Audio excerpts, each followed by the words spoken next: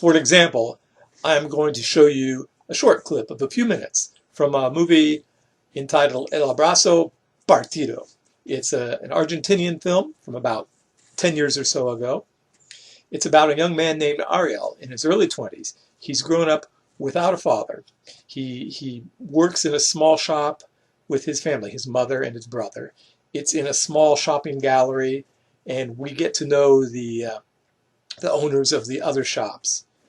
And the clip I'm going to show you happens in the middle of the movie. So it's the turning point of the movie where Ariel for the first time meets his father. Now, Ariel is descended from Polish Jews who immigrated to Argentina to evade the Nazi regime in the mid-20th century. Around the time Ariel was born, his father went to Israel to fight in the Yom Kippur War, and he was seriously injured fighting in the war, and he never returned. So Ariel grows up without a father. He knows about him. He hears the family gets phone calls and letters and money from time to time, but essentially Ariel has been abandoned by his father. So in this clip right in the middle of the movie, Ariel encounters his father for the first time, and it's in the context of a foot race between two of the delivery men who work for the small businesses in the gallery. While this is a movie in Argentinian Spanish, you do not need to know a word of Spanish to understand what's going on here. The story is told entirely visually. So let's have a look. Okay, there's a lot going on in that clip. We can pull a lot of sociology out of that. Let's start by looking at the close-up of the sleeve and the pocket. This one small shot is doing an incredible amount of work. First of all, this is the visual evidence for Ariel that he is indeed seeing his father for the first time. He knows his father has been seriously wounded in the war, and this is the clue he needs to drive home the fact that this stranger is indeed his father. So this is the shot moves the plot forward in a significant way. There's also a lot of symbolic work being done by this shot. Let's consider the movie's title, El Abrazo Partido. In Spanish, this is sort of a pun. The word abrazo means embrace.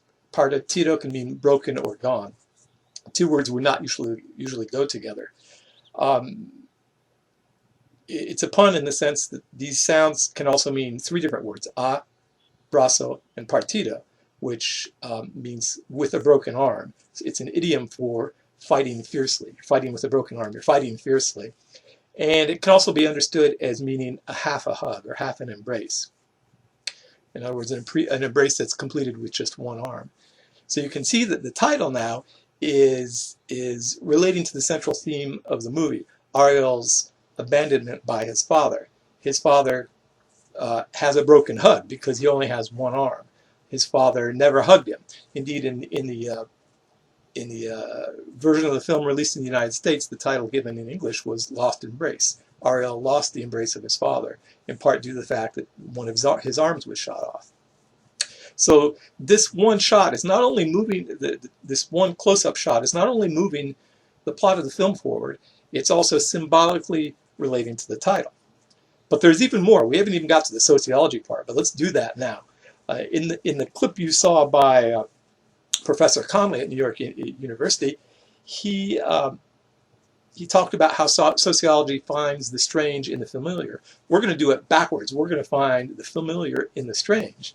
Now, this shot of a sleeve in a jacket pocket is strange. How often have you ever seen a movie turn on a shot like this? Probably never. It's strange.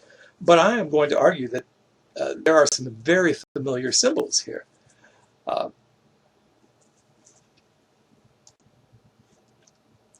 Now, is this a familiar sight to you? You've seen this guy before.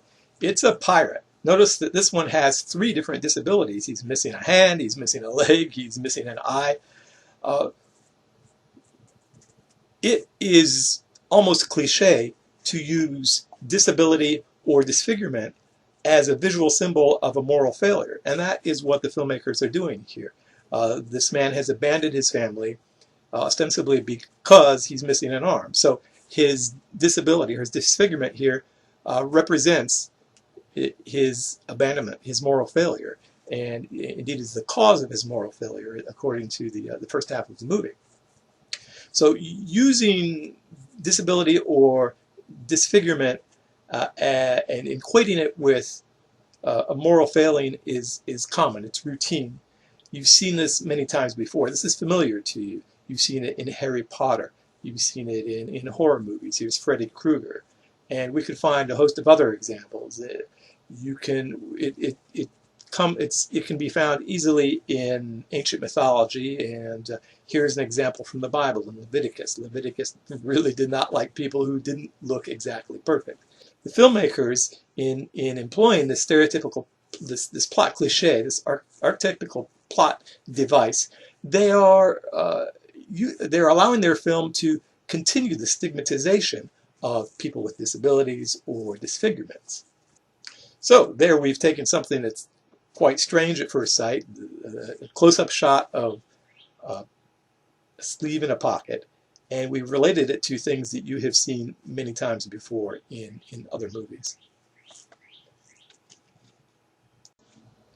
Now, let's talk about social class. In 19th century terminology, the shopkeepers in this film would be considered members of the petty bourgeoisie. They're not the capitalist class because they don't have a lot of employees. They're not the working class. They're petty bourgeoisie. These are people who have their own businesses. They make most of their money doing the work themselves. They might have a few helpers, family members, or deliverymen in this case. Petty bourgeoisie. In more contemporary sociological terms, we probably would consider them members of the lower middle class, or perhaps the middle class. Also note that these shopkeepers are almost all of European descent. There is a Korean couple, but the rest are all of European descent. Now, contrast that with the two deliverymen. These are members of the working class. In 19th century terms, we'd call them the proletariat. These are people who have to work for members of the capitalist class to get their living. In contemporary terms, we would probably call them working class or lower class. So let's also look at their race. By their appearance, they look to be primarily descended from, primarily of American Indian descent. We know in Latin America, throughout the Americas, that historically people of American Indian descent have had a lower social status on the racial hierarchy. What we are seeing here is what sociologists call intersectionality. That is, it's the place where social class and race and ethnicity all come together. It is common for people of higher status racial groups, people of European descent, to have more advantageous class positions. So we're seeing class and race come together, and conversely, it's common for people of lower status racial groups, in this case American Indians, to have lower social class positions, and that's what we're seeing in this video. Now let's look at the end of the clip. Here we see Ariel, he spots his father, and he flips out and he starts running in the race, and he winds up winning the race. This is a beautiful visual symbol of intersectionality. The white man who is of a higher social class wins the race against these men of Indian descent who are of the working class. Even though he starts from behind them, he still winds up winning the race. How can he possibly win a race in that situation? Well, it's because these two guys are pushing these heavy hand trucks. They're weighted down by baggage, in this case, loaded delivery trucks, and they have to push that. And that keeps them from running as fast as Ariel. So this is a beautiful visual symbol of class privilege and race privilege. Now, did the filmmakers intend it to be that? Or is that something I'm reading into it?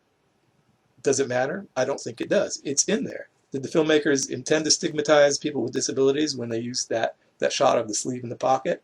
Who knows? I'm guessing not. The point is, it doesn't matter what the filmmakers intended.